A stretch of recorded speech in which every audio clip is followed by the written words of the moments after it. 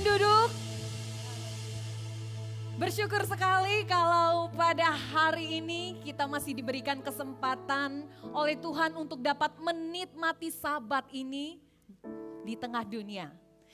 Mari bersama-sama sebelum kita akan menikmati kebenaran firman Tuhan pada hari ini. Saya ingin mengajak kita bersama-sama, mari kita tundukkan kepala kita berdoa memohon pimpinan Tuhan. Mari kita bersama-sama berdoa. Tuhan Yesus, terima kasih Tuhan untuk hari ini, terima kasih untuk pagi hari ini, di mana kami bersama-sama masih boleh menikmati hari Sabat ini. Kami boleh bersama-sama memuji Tuhan, menyembah Tuhan bersama, dan saat ini juga Tuhan, kami mau mendengarkan suara Tuhan, kami mau mendengarkan kebenaran firman Tuhan, kami mau belajar kebenaran firman Tuhan. Tuhan Yesus, tolong kami. Lembutkan kami, berikan kepada kami hati yang mau taat untuk melakukan firman Tuhan. Hanya di dalam nama Tuhan Yesus kami berdoa mengucap syukur. Amin. Teman-teman semuanya, pada ulang tahun ke-17-nya, seorang remaja putra diam berkata kepada papanya, "Papa, hari ini aku ulang tahun loh yang ke-17. Pa, kalau begitu ya Pak ya, boleh dong Pak, aku bawa mobil Papa kalau aku sudah dapat SIM Pak. Boleh ya Pak ya, boleh ya Pak ya." Remaja putra ini terus membujuk papanya. Lalu papanya berkata kepada anaknya ini, "Nak, untuk bawa mobil Papa, untuk mengendarain mobil, itu enggak hanya cukup punya SIM, punya skill mengemudi. Tetapi lebih daripada itu, kamu itu harus punya kedewasaan. Kalau kamu bisa menunjukkan kedewasaan itu kepada Papa, Papa baru akan kasih kamu bawa mobil Papa." Wah, teman-teman, ketika mendengar hal itu langsung anaknya berkata demikian kepada papanya. "Hah? Benar Pak? Hanya menunjukkan kedewasaan kepada Papa? Oke Pak, kalau begitu Pak. Apa yang harus aku tunjukkan kepada Papa kalau aku ini dewasa?" Papanya bilang, bagus kalau begitu. Oke, yang harus kamu tunjukkan kepada Papa ada 3 hal yang harus kamu tunjukkan. Yang pertama, tolong perbaiki nilai-nilai rapotmu. Papa lihat rapot kamu nilainya itu ya ampun amburadul semuanya. Papa minta kamu perbaiki nilai kamu. Papa mau lihat nilai-nilai kamu itu bagus-bagus. Itu syarat yang pertama. Syarat yang kedua adalah baca Alkitab setiap hari. Syarat yang ketiga, apa Pak syarat yang ketiga? Ayo katakan Pak, apa kata anaknya. Syarat yang ketiga adalah, "Nah, Papa itu ya sudah lihat belakangan ini rambut kamu itu loh berantakan, gondrong. Syarat yang ketiga adalah Papa minta kamu rapikan rambut kamu itu. Pergi ke salon rapikan rambut kamu itu." Teman-teman, pada waktu mendengar ketiga syarat itu, remaja putra ini begitu semangat dan menggebu-gebu sekali. Untuk apa? Dia bertekad, dia berusaha untuk mau melakukan 3 syarat dari Papa ini supaya dia bisa membawa mobil papanya. Tetapi semakin dia berpikir, semakin pikir, dia itu rasa ya, kok ada yang gak beres dengan syarat yang ketiga ini.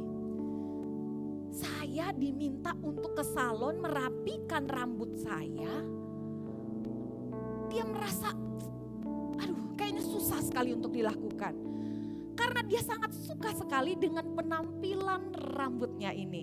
Dia sangat suka sekali dengan penampilan gaya rambutnya saat ini. Singkat cerita teman-teman, apa yang terjadi? Hari pembagian rapot tiba.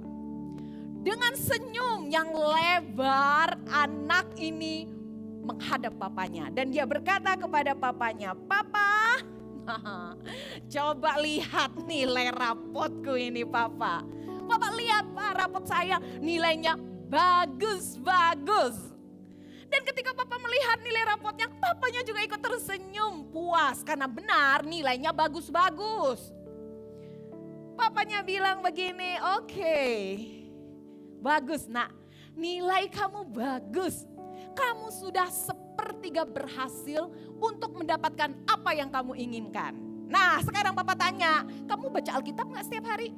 Oh, anaknya menjawab, Papa baca Alkitab aku sudah lakukan setiap hari tanpa bolos, tanpa bolong-bolong. Semuanya setiap hari saya baca Alkitab.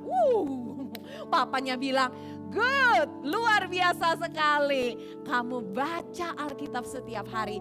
Terus yang ketiga, Papa bertanya kepada kamu, nak, kapan kamu akan pergi ke salon untuk rapikan rambut kamu yang semakin hari semakin gondrong ini? Wah, ketika mendengar papanya bertanya soal syarat yang ketiga, anak remaja ini terdiam sejenak. Otaknya segera berpikir keras bagaimana dia membalas papanya. Lalu sang anak sambil membujuk papanya, dia menjawab papanya seperti begini. Papa, apa sih korelasi hubungan antara bawa mobil dengan rambut panjang? Apa hubungannya, Pak? Aku tidak melihat ada hubungan itu. Bukankah Tuhan Yesus juga rambutnya panjang? Wah, ketika mendengar nama Tuhan Yesus, papanya kaget. Lalu papanya tersenyum, papanya bilang, hebat kamu nak. Papa bangga sama kamu. Ternyata selama ini kamu baca Alkitab itu enggak asal-asalan. Kamu baca Alkitab itu dengan baik dan benar. Bangga Papa sama kamu. Luar biasa sekali kamu nak. Kamu mau mengikuti Tuhan Yesus nak. Baiklah kata papanya. Baiklah, baiklah. Karena seperti itu kamu boleh memanjangkan rambut kamu. Seperti Tuhan Yesus. Kamu boleh nak memanjangkan rambut kamu seperti Tuhan Yesus. Ketika mendengar hal itu, sang anak langsung berkata, hah?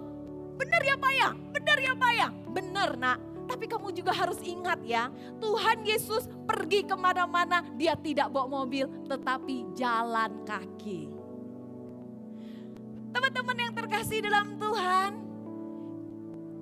anak remaja dari kisah tadi itu seperti kita di dalam melakukan firman Tuhan.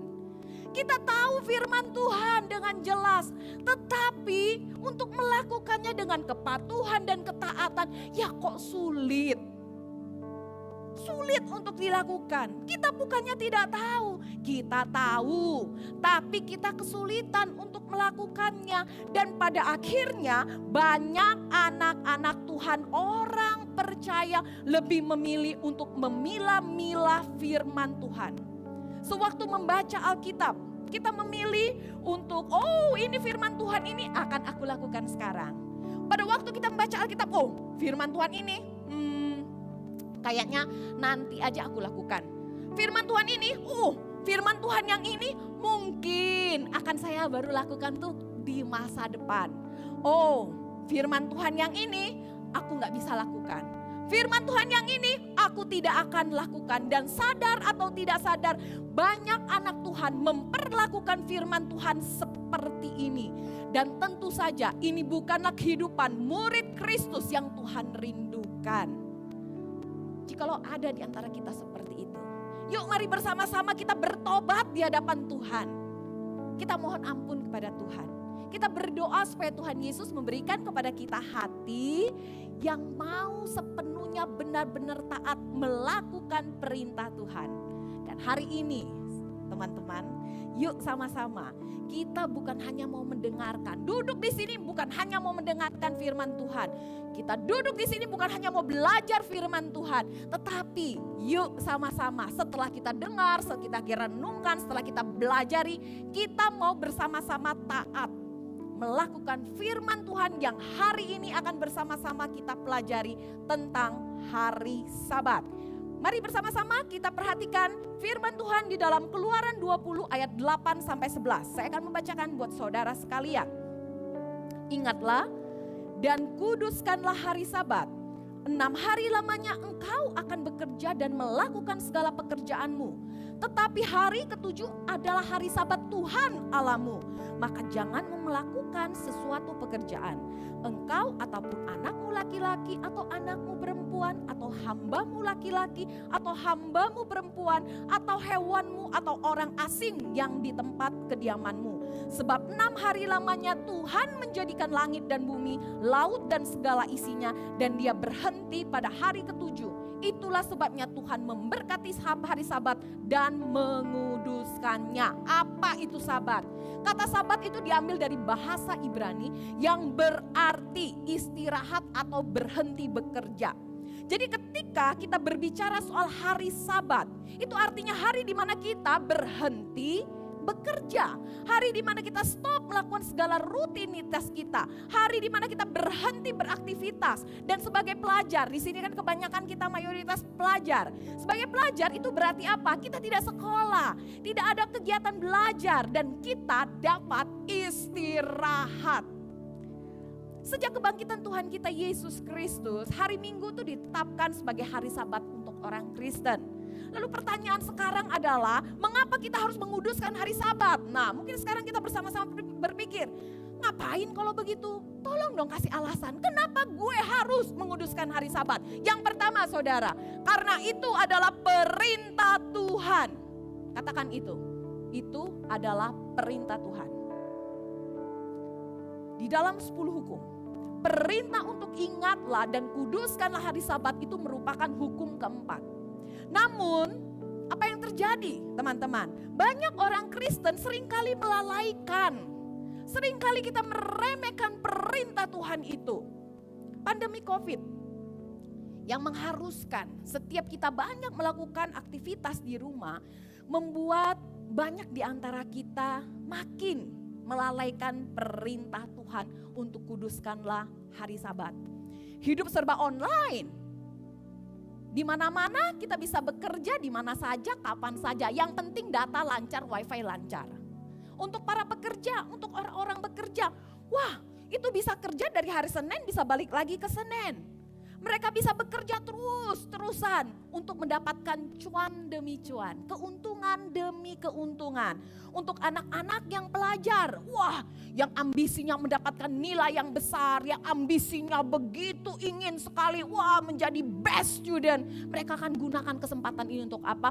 Wah, mumpung online, saya bisa les sana, les sini, les sana, les sini. Dan menggunakan waktunya terus-terusan untuk belajar. Anak-anak yang muda yang kecanduan gadget, ya saya harus katakan ini, makin cinta mati dengan gadgetnya, makin cinta mati dengan namanya game online-nya. Wah, gadget seakan-akan dekat di hati dan juga selalu nempel di tangan. Dan hari Minggu menjadi kesempatan emas. Wah, hari Minggu ini adalah kesempatan emas buat saya dapat benar-benar meluangkan, memberikan waktu saya 1 harian bersama dengan si gadget kesayangan hatiku. Dan perintah Tuhan untuk menguduskan hari Sabat semakin baik-baik untuk ditaati. Padahal saudara, firman Tuhan, ingatlah dan kuduskanlah hari Sabat itu sama pentingnya dengan perintah-perintah Tuhan yang lain. Perintah untuk menguduskan hari Sabat itu sama pentingnya dengan jangan ada padamu Allah lain di hadapanku. Sama pentingnya dengan jangan membunuh, jangan berzina, jangan mengucapkan saksi dusta, hormatilah ayahmu dan ibumu, dan hukum-hukum yang lainnya. Tetapi begitu menyedihkan sekali kita anak-anak Tuhan, orang-orang yang mengaku percaya kepada Tuhan, kita seringkali meremehkan dan melalaikan perintah Tuhan untuk selalu ingat dan kuduskanlah hari Sabat. Alasan yang kedua, mengapa kita harus menguduskan hari Sabat? Karena Tuhan Allah tahu kita itu manusia butuh istirahat. Tubuh manusia tidaklah dirancang untuk selalu bekerja, beraktivitas tanpa berhenti. Tuhan tidak pernah merancang tubuh kita untuk seperti itu. Tuhan tahu dengan jelas Kalau kita bekerja, terus beraktivitas, terus tanpa henti, maka tubuh kita ini bisa jatuh sakit. Kita bisa stres, kita bisa depresi, kita bisa sakit jiwa. Dan bahkan kematian sudah menanti kalau kita tidak beristirahat.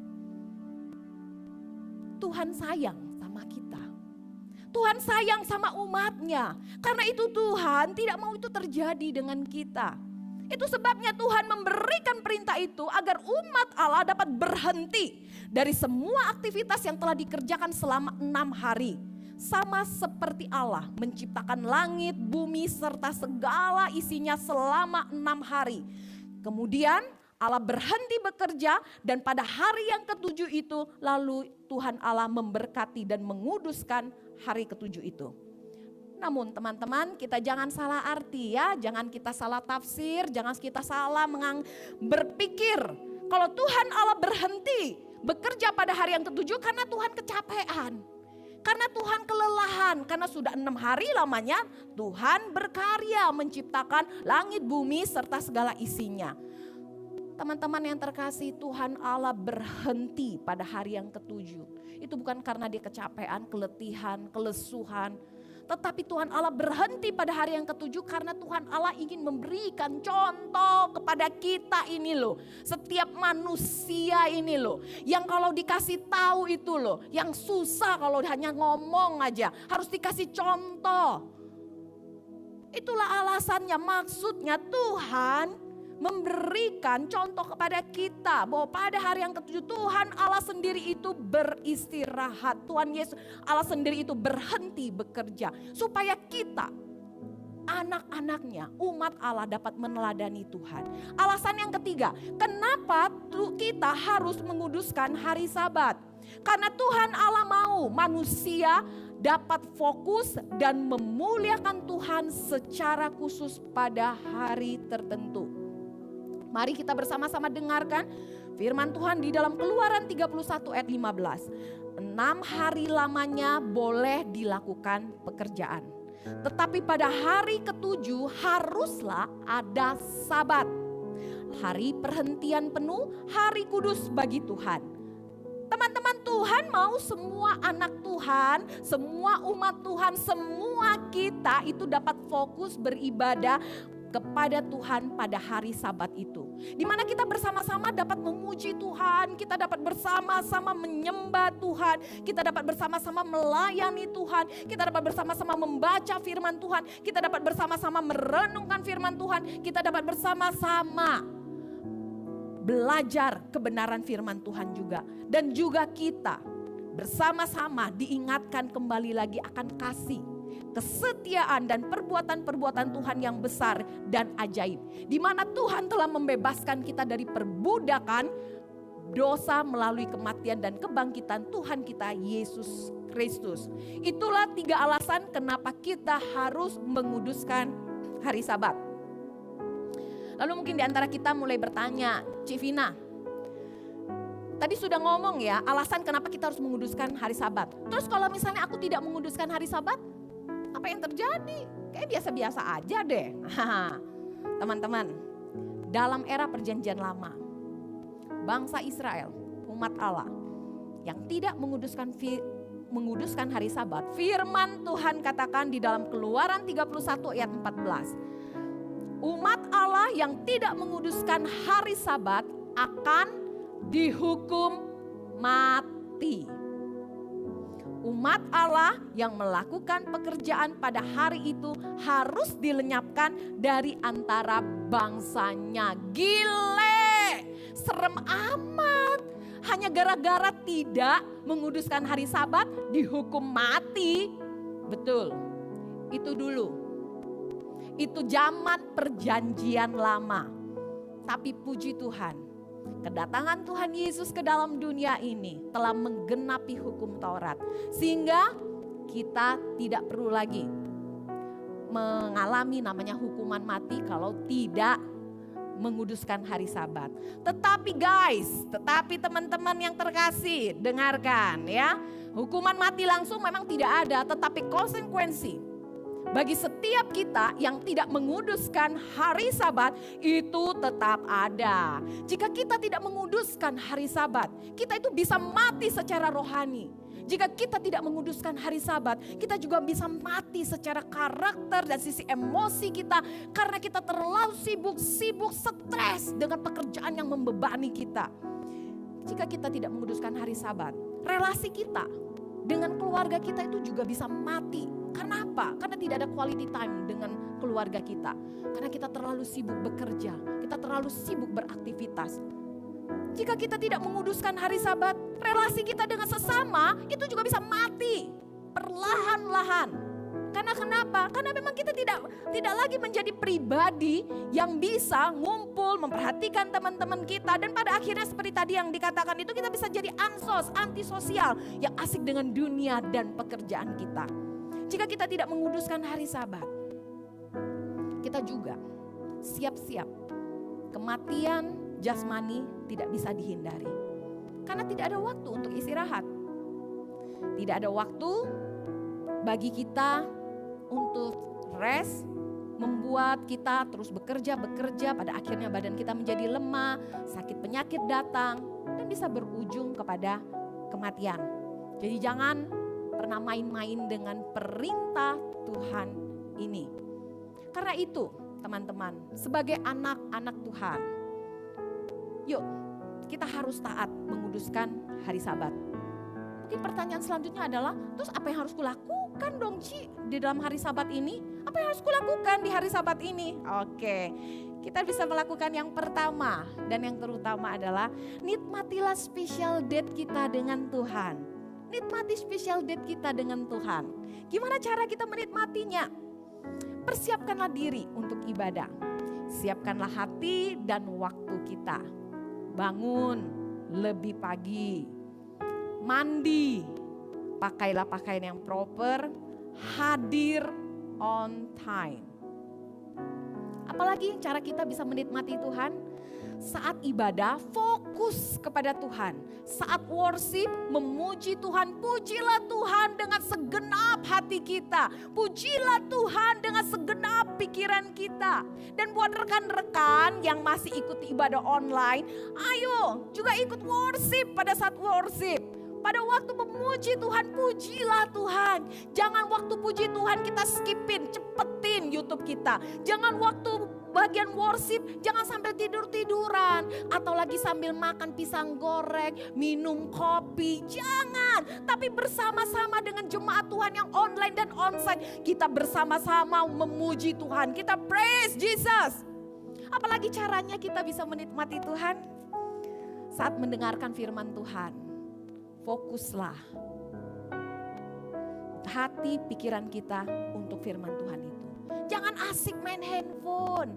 Kalau misalnya pembicaranya ngantuk gitu kan ya, Bu nggak semangat. Waduh, lihat WA aja lah, lihat Instagram aja lah. Kalau gitu ngobrol aja kecil-kecil. Jangan seperti itu. Dengarkanlah firman Tuhan dengan hati dan pikiran kita yang fokus pada Tuhan. Itu cara kita untuk menikmati Tuhan. Terus apa lagi yang bisa kita lakukan untuk menikmati Tuhan? Ikutlah di dalam pelayanan gereja. Layanilah Tuhan. Ada cara lagi yang selanjutnya kita menikmati Tuhan adalah dengan bersekutu dengan saudara seiman. Habis ibadah ini jangan langsung ngacir. Ya, jangan langsung ngacir teman-teman, ngobrol dulu, sapa, say hi dengan teman-teman kita kanan, kiri, depan, belakang untuk tunjukkan kasih dan perhatian kita kepada mereka. Apalagi yang bisa kita lakukan untuk menikmati Tuhan pada hari Sabat ini? Setelah pulang gereja, setelah kita melakukan aktivitas, ambillah waktu yang cukup lama untuk ngobrol sama Tuhan kita. Cerita sama Tuhan kita, doalah lebih lama. Jikalau kita sudah mengerjakan poin yang pertama ini ya. Yang kedua, baru kita kerjakan yang kedua. Gimana cara kita untuk dapat kita lakukan pada hari Sabat adalah gunakan hari Sabat itu dengan istirahat. Lepaskan semua kegiatan rutin yang telah kita lakukan selama 6 hari dan pergunakanlah 1 hari spesial itu. untuk kegiatan-kegiatan yang dapat menyegarkan kita, untuk kegiatan-kegiatan dapat memulihkan tenaga kita, bahkan emosi kita. Dan masing-masing kita punya cara yang berbeda-beda untuk istirahat. Ada yang tidur. Nah, siapa yang menggunakan waktu istirahatnya merilekskan pikiran, emosi, dan memulihkan tenaganya dengan tidur? Angkat tangan. Wah, sama, saya juga. Wah, tidur. Tapi ingat, waktu fokus ibadah pada Tuhan jangan tidur ya. Ada yang menghabiskan waktu bersama dengan keluarga, family time ya. Ada orang yang seperti itu. Ada juga yang nonton. 6 hari aku gak nonton, Ci. Hari yang ke-7 istirahat, habis ibadah, habis pelayanan gue nonton. Oke. Ada yang jalan-jalan ke mall. Ada yang apa? Aku hangout loh, Ci. Aku tuh relaxnya itu memulihkan tenaga, emosi, jiwa supaya gue tetap waras. Itu gue gimana? Gue hangout sama teman-teman gue. Oke, gitu. Ada yang melakukan hobinya. Main gadget boleh nggak, Ci? Kan tadi bilang gadget, kecanduan gadget. Oh, ini sekarang kok ada ngomong gadget, main gadget boleh nggak? Ya boleh. Kalau selama 6 hari lamanya kamu bukan rutinitas kamu bermain gadget. Ya, kalau itu bukan rutinitas kamu main gadget pada hari yang ke-7 habis ibadah, habis pelayanan, kamu pengen main gadget ya boleh-boleh aja. Kalau gadget itu menyegarkan pikiran, menyegarkan jiwa, dan juga memulihkan tenaga, membuat kamu rileks, why not? Nah, tetapi kalau main gadget dari pagi sampai pagi itu bukan namanya merilekskan, itu namanya kecanduan ya. Nah, yang terakhir teman-temanku, tadi kita sudah mendengar kalau tidak melakukan firman Tuhan menguduskan hari Sabat itu seperti apa yang harus kita lakukan di dalam hari Sabat. Yang terakhir adalah berita anugerah, berita kabar sukacita buat setiap kita yang menguduskan hari Sabat. Ya, itu bukan kata saya ya. Yuk sama-sama kita bersama-sama perhatikan Yesaya 58 ayat 13 sampai 14.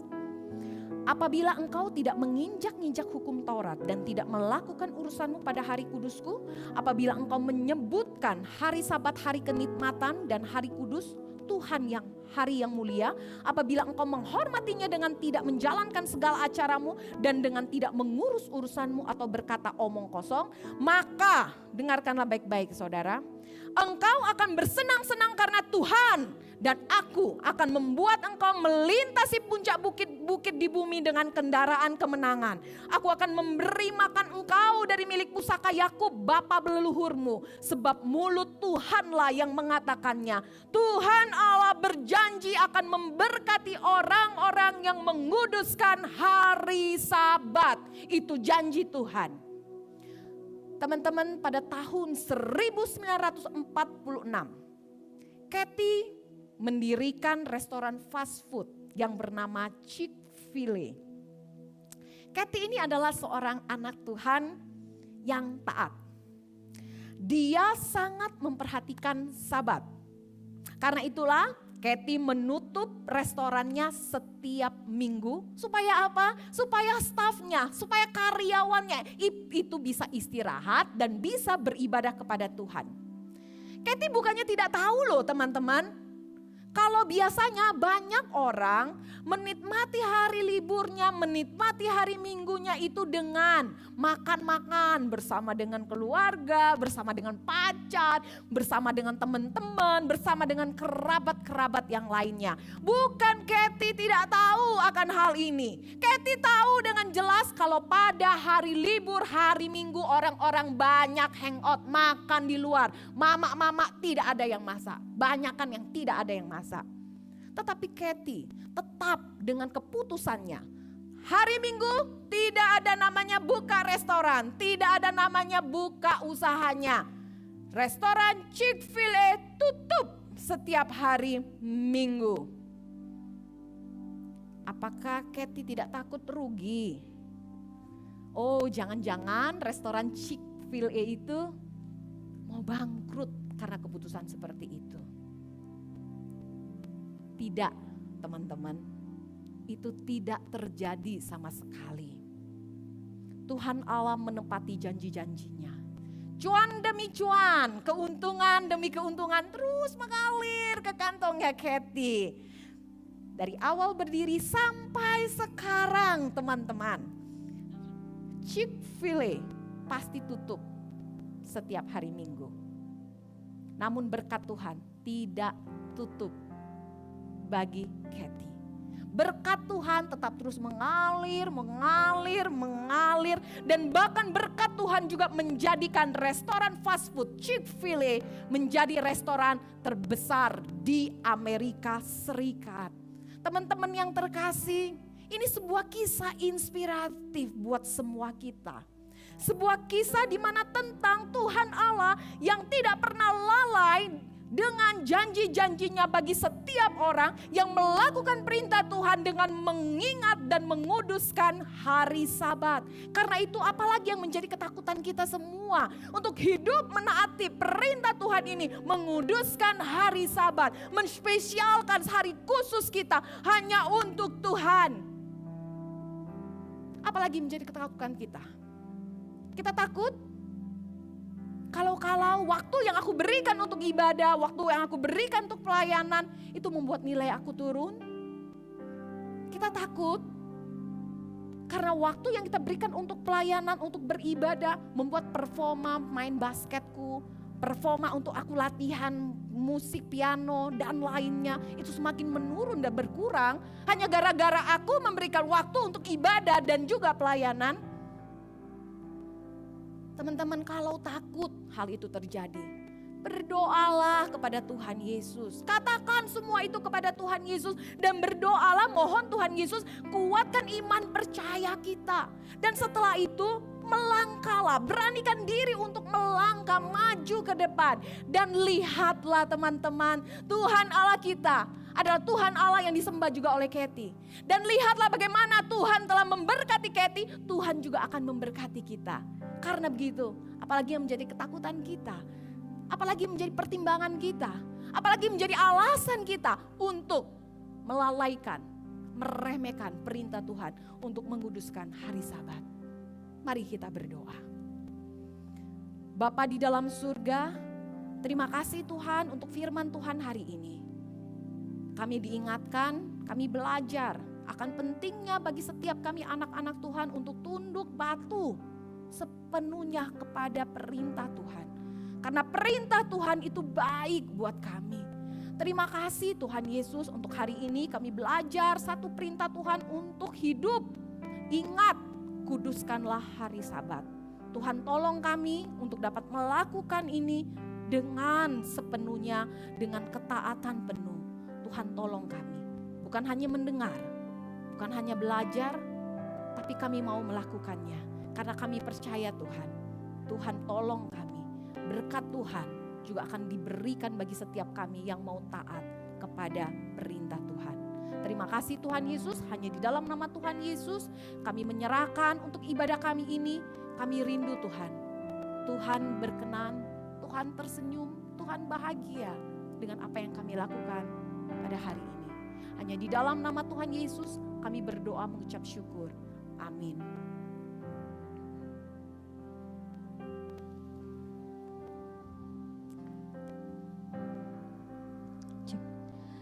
Mewakili seluruh pengurus, aktivis dan juga jemaat Wave Youth Ministry, kami mengucapkan terima kasih untuk pelayanan Cervina. Tuhan memberkati.